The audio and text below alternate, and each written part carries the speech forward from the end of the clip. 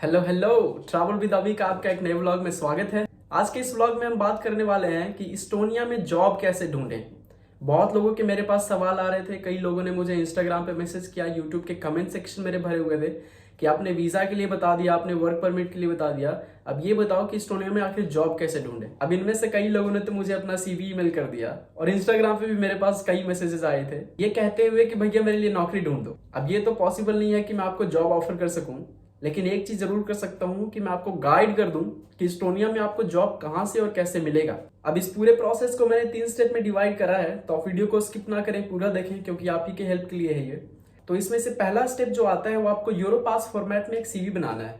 कई लोगों ने जो मुझे CV भेजा, मैं आपको गलती ये बताता हूँ कि आपने मुझे नॉर्मल CV भेजा था, वो इस्टोनिया या यूरोप में कहीं नहीं चलने वाला है। यहाँ के लिए आपको डिफरेंट टाइप का CV चाहिए होता है जिसको कहते हैं यूरोपास फॉर्मेट। वो लिंक मैं आपको डाल दूंगा डिस्क्रिप्शन में, वहां से जाकर के आप सीधा उसके वर्ड फाइल को डाउनलोड कर लें और उसमें बहुत आसान भाषा में आपको समझाया हुआ सारा डिटेल्स जहां जहां आपको भरना है आप उस तरीके से भरते जाएं और फिर आपका बन के तैयार हो गया यूरोपास फॉर्मेट।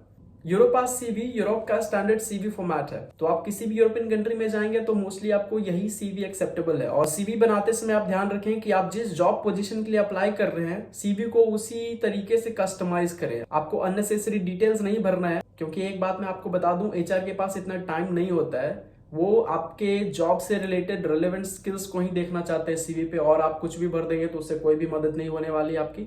और सबसे इंपॉर्टेंट चीज, आप कोशिश करेंगे कि CV भेजते समय हमेशा एक कवर लेटर या मोटिवेशन लेटर जो भी है आप बना करके भेजें, क्योंकि अकेले CV से कुछ नहीं होता है, आपको अपना मोटिवेशन भी दिखाना होता है उस जॉब के लिए।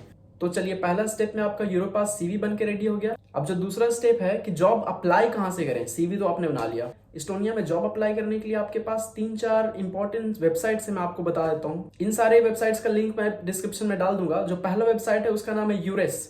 यूरेस वेबसाइट यूरोपियन यूनियन का ऑफिशियल जॉब सर्चिंग प्लेटफॉर्म है। यहाँ पे आपको सिर्फ इस्टोनिया ही नहीं, यूरोप के जितने भी सारे कंट्रीज हैं, जिस भी कंट्रीज में जिस भी डिपार्टमेंट में जॉब अवेलेबल है, आपको सारे ओपनिंग्स इस वेबसाइट पे मिल जाएंगे। यूएस वेबसाइट को इतने अच्छे तरीके से ऑर्गेनाइज किया गया है कि आपको जॉब्स कैटेगराइज कर दिए गए हैं वहां पे। तो अगर किसी को डेटा साइंस में जॉब चाहिए तो डेटा साइंस रिलेटेड जितने भी जॉब्स हैं आपको वहां पे मिलेंगे। उसके बाद customer support, IT, human resources या जितने तरीके के आपको जॉब है तो वहां पे फिल्टर कर सकते हैं आप अपने नीड के हिसाब से। तो पहली वेबसाइट हो गई यूरेस, जो कि पूरे यूरोप के लिए। अब सेकंड जो वेबसाइट है वो सिर्फ इस्टोनिया के लिए है, उसका नाम है CV.EE। तो CV.EE को आप जब ओपन करेंगे तो इस्टोनियन लैंग्वेज में आएगा। वहां पे आप लैंग्वेज को चेंज भी कर सकते हैं। अगर आप गूगल क्रोम यूज कर रहे हैं तो ऑटो ट्रांसलेट कर लें। इस वेबसाइट पे आपको इस्टोनिया के अंदर जितने भी जॉब्स हैं वो सब मिलेंगे। इस्टोनिया की एक और ऑफिशियल वेबसाइट है जहां पे आपको जॉब्स मिलेंगे, उसका नाम है वर्क इन इस्टोनिया।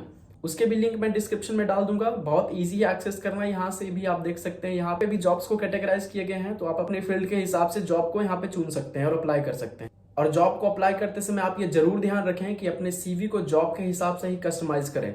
अब ये तो हो गई आपकी first and second step complete. अब जब एम्प्लॉयर आपके एप्लीकेशन को देखेंगे, आपके CV को अच्छे तरीके से चेक करेंगे और उनको अगर आपका प्रोफाइल पसंद आया और उन्होंने आपको शॉर्टलिस्ट कर लिया, तो मोस्टली आपको एक इंटरव्यू देना होगा। इंटरव्यू के लिए अच्छे तरीके से आप तैयारी कर लें, उसके हिसाब से जिस कंपनी में आपने अप्लाई किया उस कंपनी के बारे में अच्छे तरीके से पढ़ लें। अपने CV और मोटिवेशन लेटर को आप अच्छे तरीके से पढ़ लें, ताकि जो क्वेश्चंस आपसे पूछे जाए आप उस क्वेश्चंस को आंसर करने के लिए तैयार रहें। और इंटरव्यू में ही आपसे पूछा जाएगा कि आपको सैलरी कितनी चाहिए, तो इन सब चीजों के बारे में आप अच्छे तरीके से रिसर्च कर लें। उसके बाद अगर आपका सिलेक्शन होता है इंटरव्यू के बाद, तो ऑफर लेटर आपको बन करके आ जाएगा। और उसके साथ ही आपके एम्प्लॉयर आपके वर्क परमिट को भी अप्लाई कर देंगे यहाँ पे पुलिस एंड बॉर्डर गार्ड के पास। और जब आपका वर्क परमिट बन के रेडी हो जाएगा तो आप सारे डॉक्यूमेंट्स को लेकर के वीजा अप्लाई कर सकते हैं।